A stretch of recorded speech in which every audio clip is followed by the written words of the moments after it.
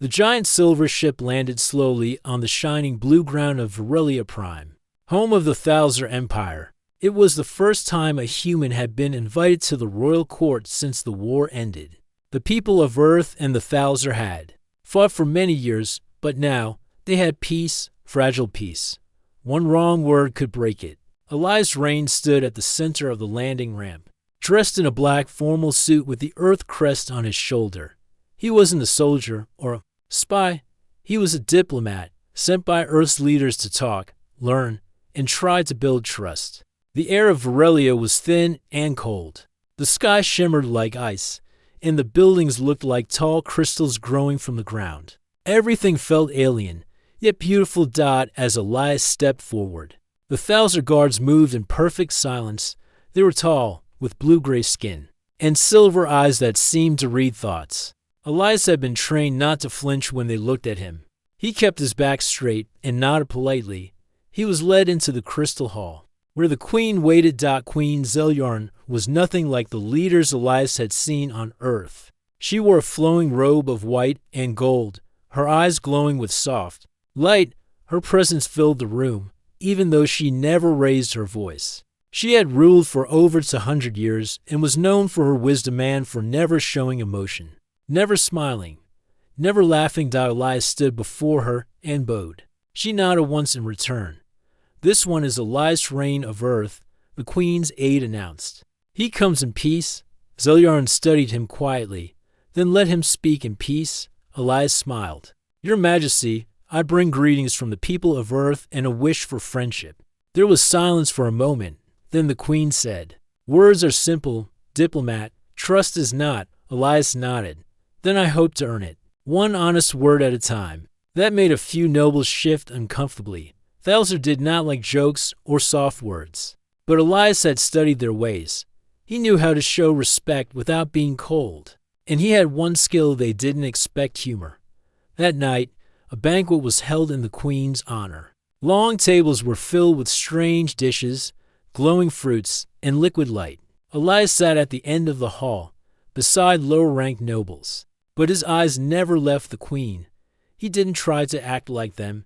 He laughed politely, asked simple questions, and made a few gentle jokes. At first, the nobles ignored him, but after a while, some began to smile.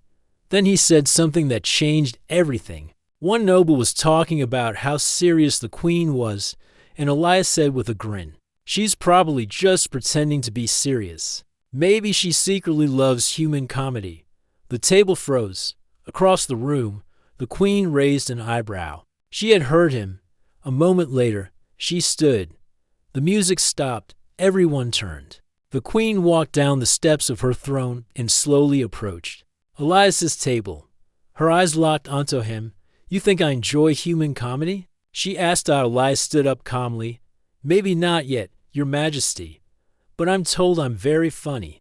A dangerous silence followed. Some nobles looked shocked. Others looked amused. And then something happened no one expected.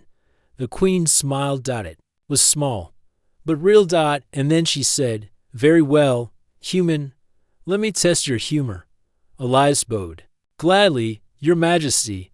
She tilted her head. "If you can make me laugh, I shall grant you a royal favor." Elias raised an eyebrow. "And if I make you laugh very hard?" The queen gave a quiet hum. "Then I shall give you something greater. Perhaps my hand in marriage." The entire hall gasped. The queen waved her hand. "Relax. It is only a joke." But Elias didn't laugh. He looked straight into her glowing eyes and said, "Then I accept the joke and the challenge." The queen stared at him for a long moment. Then she turned and returned to her throne. The banquet continued, but the mood had shifted. Everyone whispered about the strange human who dared to speak so boldly, and the queen who didn't punish him. Later that night, as Elias walked through the guest chambers, one of the queen's advisors approached him. "You do not understand what you've done," the advisor said. Elias smiled. "Actually, I think I do. She made a joke, and I took it seriously. That's rare here, isn't it?" The advisor frowned. "Among the Thalzer, words have power. Even jokes." Elias nodded. "Good. Then I'll take her words seriously and See where they lead. As the advisor left, Elias looked up at the twin moons of Aurelia. She said if I guess her real name, he whispered to himself, she'd marry me. He smiled. Challenge accepted. Elias Raines sat alone in his guest chamber, outside. The winds of Aurelia Prime howled across the tall crystal towers. The moons were full again, casting a soft glow into his room. But Elias was not watching the sky. He was reading. Thick books, glowing scrolls, and old tablets covered the table in front of him. Most were written in the complex language of the Thalzer. Elias could not read all of it yet, but he was learning quickly. He was trying to do the impossible, guess the real name of Queen Zeliar Ion. No one in Thalzer history had ever spoken a queen's true name. Not even her own people. It was said that Thalzer true names were sacred, hidden deep inside their minds. Only the individual knew their real name, and they guarded it with their life. It was a joke, everyone said, a game. But Elias had seen something in her eyes when she made that joke, a spark, a challenge. And he never walked away from a challenge. The next morning, Elias visited the Royal Library. It was a giant hall with floating books, glowing lights, and silent guardians standing. Watch! Most humans would have felt small in such a place. But Elias walked forward with purpose. There he met Veltaire, a Thalzer scholar with silver skin and kind eyes. Unlike most Thalzer, Veltaire was curious about other species. He had studied Earth languages and even smiled when he spoke. You're the human who made the queen smile, Veltaire said, his voice calm. Elias nodded. I suppose I am. And now you want to guess her true name? Veltaire asked, tilting his head. That is very bold. Elias smiled. I know, but I have to try. Veltaire looked at him for a long moment, then motioned toward the shelves. Then let us begin. For the next few weeks, Elias studied everything he could find about Queen Zeliar. He read about her childhood, her military victories, and her rise to the throne. But the more he read, the more confused he became. Nothing pointed to a name. Then Veltaire said something important. Do you know how Thalzer earn their true names? Elias shook his head. It is not given at birth, Veltaire explained. We earn it. We live. We fight. We change. Then one day, a moment comes that shapes us forever. That is when we choose our name. The real one. Elias leaned forward. So something in the queen's past gave her that name. Yes, Veltaire said. But what? They began looking into the queen's past more deeply.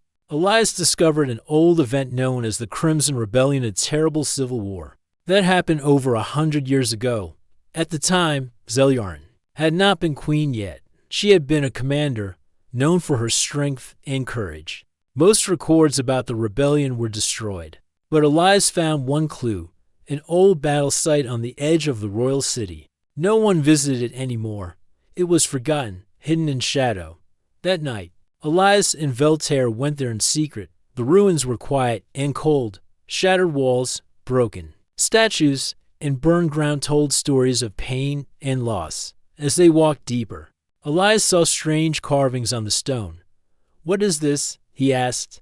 Veltaire lit a soft light in his hand. Old writing. Very old. Elias brushed the dust off. One of the stones. There was a poem, written in ancient Thalzer language. Veltaire translated it out loud. I was born with fire in my heart, but war made me see the sky. I left behind the name of death, and took instead the name of hope. Elias stood still. This could be her. Veltaire nodded slowly. It's possible. If she chose her name after this battle, this poem may hold the key. Back in his chamber, Elias began to piece things together. The Thalzer language was full of meaning. Words could carry power. A name could be more than just a sound. It could be a story. He worked all night, breaking the poem into parts, matching it with what he knew of the queen.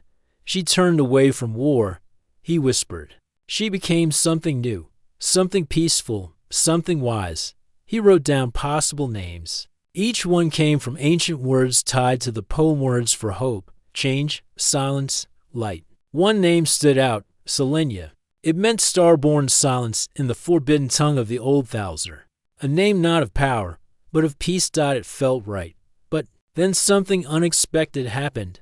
The next morning, Elias was called before the Queen's High Council. They were not pleased. "You go too far," said one of the elder nobles. "The Queen's name is not a toy." "I don't treat it as one," Elias replied calmly. "I treat it with respect." "You're a human," said another. "You do not understand our ways. You should stop before you insult the throne." Elias looked at them without fear. "I don't want to insult anyone. I just want to understand her. Your queen gave me a challenge. I'm just answering it." The council fell silent. Then, surprisingly, Queen Zelyarn herself entered the room. The nobles stepped back. Everyone. Bodachi looked directly at Elias. "You continue your search," she said softly. "Yes, Your Majesty." Elias replied, "I won't stop." She studied him. "Why?" Elias didn't hesitate. "Because I believe your name tells a story worth knowing." A quiet pause. Then the queen nodded once. "Very well," she said. "Let the human search later." That night, as Elias returned to his room, Voltaire caught up to him. "You are closer than they know," he said. "But be careful. Some will not want you to find the truth." Elias nodded. "I didn't come to win a prize. I came to understand her." Voltaire smiled. "And that, Elias Rain, may be why you have a chance." The days on Varelia Prime passed quietly, but Elias Rain did not rest. While others enjoyed the beauty of the Crystal City, Elias spent every moment searching. He believed he was closer than anyone expected to discovering Queen Zelyarn's true name. He kept repeating the name in his mind, so Lenya. It felt right. It matched the Queen's past, her strength, her silence, and her choice for peace. But Elias was careful. He knew he couldn't just guess. He had to be sure. Guessing wrongly could be taken as disrespect or even insult, and he didn't want to insult her. He wanted to understand her. One evening, while studying in the royal library, Voltaire entered quickly. His face, usually calm, looked serious. "I found something," the Thalzer scholar said. "Something hidden." Elias stood up. "What is it?" "A map," Voltaire replied, holding out a glowing tablet. "A map of an old battlefield, far from the city. It's not on any official record, but it was where the Queen made her most difficult choice, the place where she ended the war, even when others wanted to fight." Elias looked at the glowing lines on the map. "You think her true name came from that moment?" Voltaire nodded. "If she changed that day, the name she chose likely began there." Elias stared at the stars above the map. The site was far, in the outer region of the planet, where the sky was darker and the ground untouched. "We need to go," Elias said. The next morning, they traveled quietly aboard a small transport. The guards were told it was a diplomatic visit to study Thalzer history. No one questioned it, at least, not openly.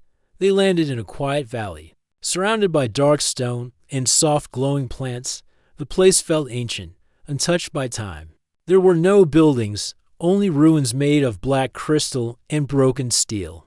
As they walked through the area, Elias noticed strange patterns on the stone stars, circles, and lines. They weren't decorations. They were a message. "This place is a puzzle," he said. Voltaire examined one of the stones. These shapes match old star maps from a time before the rebellion. Elias's eyes lit up. Then maybe the Queen used the stars to choose her name. Voltaire looked confused. "How so?" Elias pointed to the carvings. "What if her name isn't just a word but a connection? Something tied to the stars she saw the night she made her decision." Voltaire slowly nodded. "That would explain why it's so hard to find. It's not written in books, it's written in the sky." They worked for hours, using the carvings to match constellations and translate old symbols. Slowly, a pattern began to form. A story written not in words, but in the stars. The symbols told of a warrior who had lost everything in battle. She stood alone under the night sky, wounded but alive. Her army was gone. The enemy was ready to destroy everything.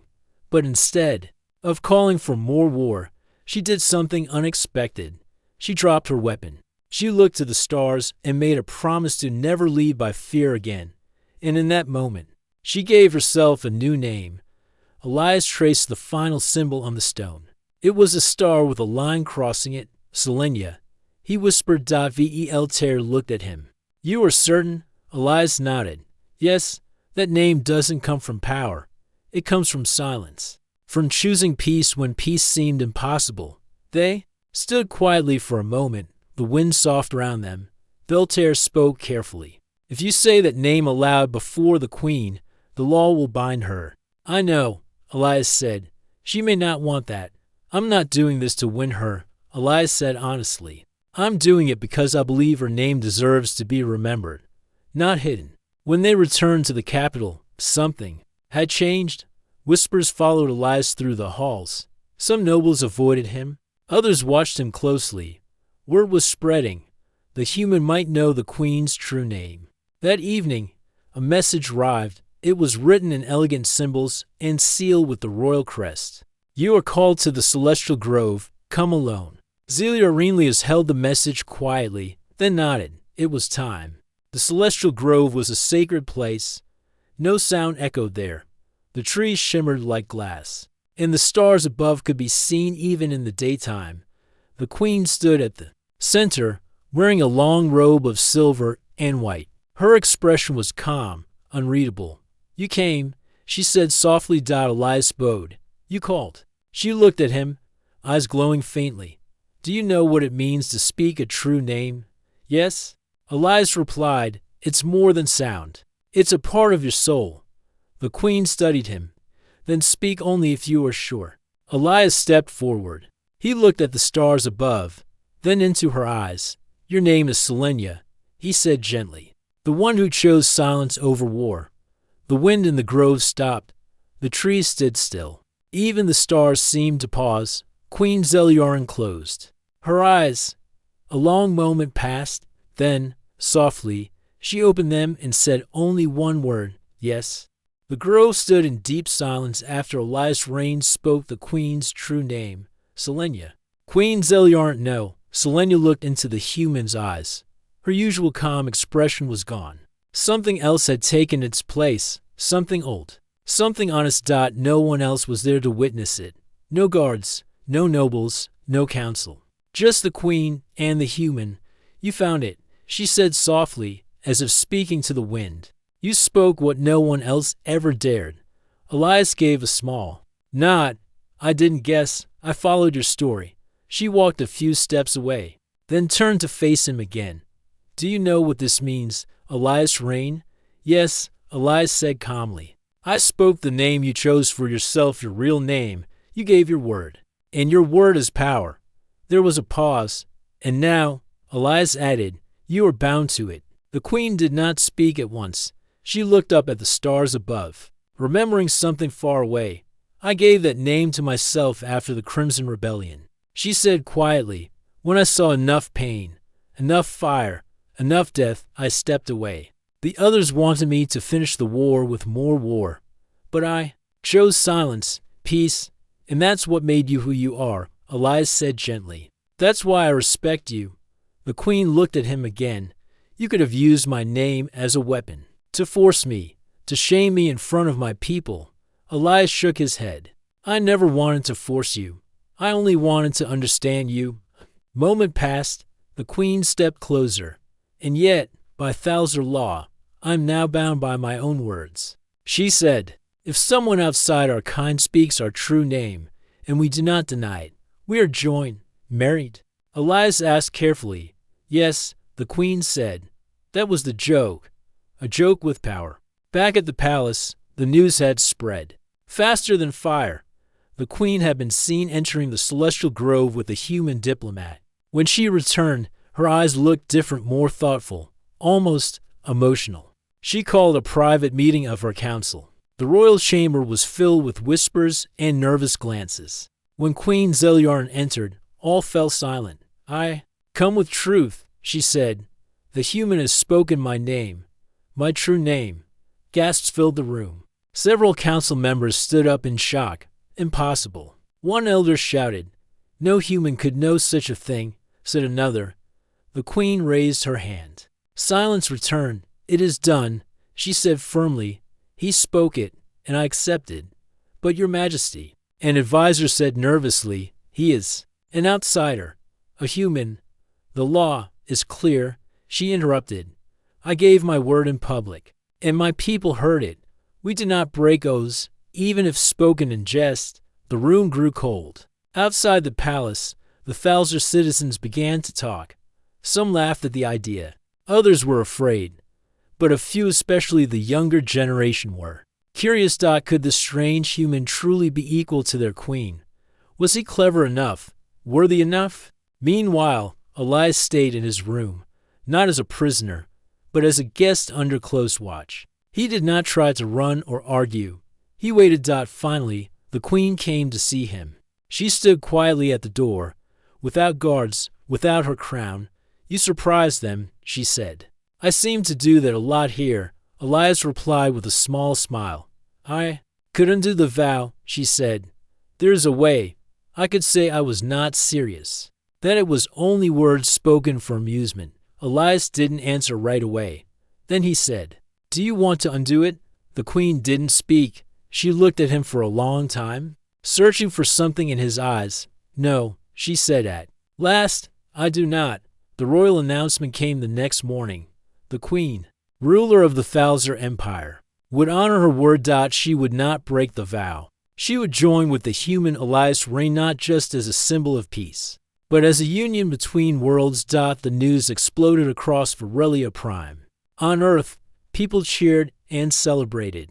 Some joked that Elias had become the greatest diplomat in history. Others simply called it a miracle. But on Varelia, not everyone was happy. A secret group of nobles met in shadows. They feared change. They feared what the queen's choice meant. "He is human," one whispered. "He does not belong on the throne. If this continues," another said, "our people will forget who they are." "But the law is clear," a third replied. "She is queen. She spoke the vow." "Then we must find another way," the first noble said coldly, quietly. That evening, Elias met the queen in her private garden. The place was peaceful, filled with glowing flowers and soft music from the wind. "Do you regret it?" he asked her. She shook her head. "No, I have ruled a long time. I have fought many battles, but no one has ever looked at me the way you do." Elias tilted his head. "How do I look at you?" "Like I am more than a title," she said. "More than a weapon. Like I am a person." "You are," Elias said simply. The queen sat beside him. "You changed something in me," she said. "I don't know what it is yet, but I know it's real." "Change is good," Elias replied, "even if it's scary." They sat in silence, not as ruler and guest, but as two people trying to understand each other. Far above, the stars of Varelia shone softly, just like they did the night she became Selenia. The grand hall of the Thalzer Palace had never been this silent. Rows of nobles, soldiers, and scholars filled the crystal floor. All eyes were on the center, where Queen Zeliara, now truly known as Selenia, stood tall and calm. Beside her stood Elias Rain, the human who had done the impossible. Today, she would give her final word. Was the vow a joke, or would she follow the ancient law and accept the union? Selenia raised her hand. Her voice echoed gently across the hall. "I gave my word." The room stirred. "I said, if a human spoke my true name, I would offer my hand in union." Many believed it was only a game, but our laws say that even jokes hold power when spoken from the throne. "I will not break what I have spoken." Gasps filled the room. Some nobles looked shocked. Others looked angry, but no one interrupted. "I am not being forced," she continued. "I made a choice then, and I make a choice now. I accept Elias Rain not just by law, but by heart." Then she turned to him, and for the first time in public, the queen smiled. Not a small smile, not a polite one, but a real, warm smile full of something strange and powerful. Peace. The entire hall froze. Elias blinked. For once, he had no words. He had seen her calm, strong, thoughtful. But this was new. This was beautiful. Far above, in the royal chambers, several hidden figures watched from a private viewing room. Dressed in black robes, they spoke in hushed tones. She has made her choice, one said bitterly. She weakens the crown, another growled. We cannot allow this union. We will not stop her by words, the first replied. But perhaps a distraction. What kind? A quiet one. During the binding ceremony. In Thalzer tradition, a royal union was not just a wedding, it was a binding, where the spirits stood under the stars and accepted one another in front of the people. In the universe, the binding would take place in the Starlight Chamber, the highest point of the palace, where no walls touched the sky. The stars themselves would watch. Preparations began immediately. Elias was measured for a ceremonial robe. Selenia chose no crown, only a simple cloak of silver. But as excitement spread across the city, tension grew in the shadows. Many citizens cheered the queen's decision. They saw Elias as a bridge, a hope for a better future. But others, especially the old nobles, saw danger. A human sitting beside their queen, unthinkable. 2 nights before the ceremony, Elias stood in the garden again. The glowing trees swayed in the wind. So Lenya joined him, walking slowly in silence. You've been quiet, she said softly. So have you? Elias replied. I'm thinking, she said, about how everything has changed and how it might change again. Are you afraid? Elias asked. The queen paused. I've faced wars. I've stood alone in battlefields. I've made peace with enemies who once tried to destroy us. But yes, this is different, Elias smiled. Same here. She looked at him. Then why do we keep walking forward? Because we know it's worth it, Elias said. And because we're not walking alone. Selenia reached out and gently touched his hand. For a Thalzer, even a small gesture like that meant everything. He didn't pull away. The night of the binding arrived. The starlight chamber glowed with soft blue light. Crystal arches reached into the stars above. The air was filled with music, soft and slow. Nobles, citizens, and guests from across the galaxy stood in silence, watching. Selenia entered first, alone. She walked with grace, her silver cloak flowing behind her. No crown, no guards, just herself. Then Elias entered, dressed in black and gold, the colors of earth and peace. They met in the center. A glowing orb hovered above them, a symbol of truth. A voice called out, Do you both come freely? I do, said Elias. I do, said Selenia. Do you accept one another, not just in law, but in heart? They both answered together, We do. The orb shone brighter. The stars above seemed to shine in response. And then just before the ceremony was complete, a loud sound echoed across the chamber. A flash of light, a scream, and chaos. A group of masked figures leaped into the chamber. Armed with strange weapons, they rushed toward the queen. Guards moved fast, drawing shields and forming a line. Elias stood in front of Selenia without thinking, but she stepped forward faster than anyone else. With a wave of her hand, a bright shield of light formed in front of them. The attackers' weapons bounced off harmlessly. She did not scream. She did not run. She stood tall like the warrior she once was. Then her voice rang out. You dare strike during the binding? One of the attackers shouted. You betray the Thalzer. Selenia's eyes blazed. I am Thalzer, she raised her hand. The ground trembled slightly, a pulse of energy through the attacker's back. The guards moved and captured them quickly. Within minutes, it was over. Silence returned. Elias turned to her. Are you all right? She nodded, breathing slowly. Yes, but some still feared change. The crowd was still unsure.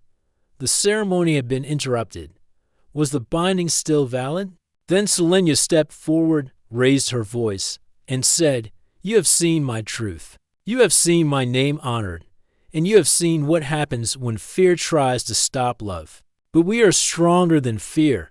This binding will continue. Now, she turned to Elias, reached for his hand, and said, Do you still choose me? He looked at her and smiled. Always. The orb above them glowed again brighter than before. And the stars responded. They were bound, and this time, no one could stop it. The stars above Verelia Prime had never shone brighter. After the attack during the binding, many thought the ceremony would be cancelled. But Queen Selenia, once known as Zilliarn, stood firm. She finished the vow. She held Elias Rain's hand before the people of both worlds, and with that moment, history changed. A human and a Thalzer, united not by war or politics but by respect, truth, and trust. In the days that followed, the city of Varelia was filled with wonder. Some citizens celebrated the union with joy and music. Others stayed quiet, unsure of what this new chapter meant. But something was different now, something powerful. People talked more. Guards greeted Earth diplomats politely. Children played with human toys. Nobles who once spoke only in whispers now discussed Earth history, culture, and art. It was a small beginning, but it was a beginning. Inside the palace, Elias walked through the crystal halls as an equal, not as a guest, not as an outsider, but as someone who had earned a place beside the queen. He never tried to act like a king. He didn't sit on the throne. He didn't change how the Thalzer ruled. Instead, he listened, he asked questions, gave ideas, and shared the human way of thinking. He respected their traditions and never forced his own. And that, more than anything, gained him respect. Queen Selenia ruled as she always had, with wisdom and strength, but now something in her had changed too. She smiled more. She spoke with softness, even during difficult meetings. And sometimes she even laughed. Her people noticed. And while some still questioned her bond with a human, many began to understand that it made her stronger, not weaker. She chose him, one noble said, not because he was powerful, but because he saw her soul. One morning, weeks after the binding, Elias stood with Selenia on the palace balcony. Below, the city was waking up. The towers reflected the early sunlight, and soft music floated through the air. "You've been quiet," Selenia said. Elias smiled. "I was just thinking. About what? About how far we've come." He said, "You were a mystery when I arrived, a legend, and now you're real to me." She looked at him with gentle eyes. "And you were a foolish diplomat who made jokes during serious dinners. Now, you're something more." Elias laughed. "Still foolish sometimes." Selenia smiled. "Maybe, but brave, too." They stood in silence for a moment. Then Elias spoke again. "Do you ever wonder why you made that joke? About marrying me if I guessed your real name?" She thought for a second, then replied, "Maybe it wasn't just a joke." "Oh." Elias raised an eyebrow. "Maybe," she said softly. "Some part of me wanted someone to try, not to guess my name, but to know me, to try to understand the person behind the crown." Elias reached for her hand, "And I'm glad I did. But peace is not always easy." A month after the binding, a message came from a distant Thalzer colony. Some leaders refused to recognize the union. They feared change and claimed Elias had no right to be near the throne. Selenia called for a council of stars, a rare meeting of leaders from every Thalzer world. It hadn't been done in over a century. When they gathered, the chamber was filled with tension. Some leaders wanted answers. Others came only to show strength. Selenia stood before them, her voice calm but firm. "I chose peace when others chose war," she said. "I chose a human not because he is like us but because he sees what others do not. He saw my name, not with his eyes, but with his heart." Many leaders sat in silence. A few looked down, unsure. Then Elias stepped forward. "I'm not here to take your power," he said. "I'm here to offer something different, not control, but connection, not rule, but understanding." He looked around the room. "We do not have to be the same to be united. We only need to choose respect." Slowly, the mood changed. One leader stood up, then another, and finally, a third said, "Perhaps this is what we need, a new path." The Council of Stars ended with cautious agreement. Back on Earth, Elias's name became famous. News channels called him the man who married a queen. Writers told his story in books, songs, and movies. Children dressed up as him during celebration. Festivals. But Elias didn't return home. His place was now beside Selenia among the stars. He did visit Earth once, months later. Selenia joined him. People came from all over the world to see her. They gave her flowers. showed her human dances, and even taught her how to paint. She laughed more during that visit than she ever had in her life, and when they returned to Varelia, she brought home a small painting, a child's drawing of her, and Elias standing hand in hand under the stars. She placed it in her private chamber. Beside her royal crest, it was her favorite gift. Years passed, Varelia and Earth grew closer. Trade, travel, and trust increased. New schools were built where human and Thalzer students learned together. Old enemies became new friends, and at the center of it all were Selenia and Elias, not just as rulers or leaders, but as symbols of what could happen when two very different people chose to truly see one another. Their story was told across galaxies, not as a love story alone, but as a story of honor, peace, and a simple joke that changed the universe.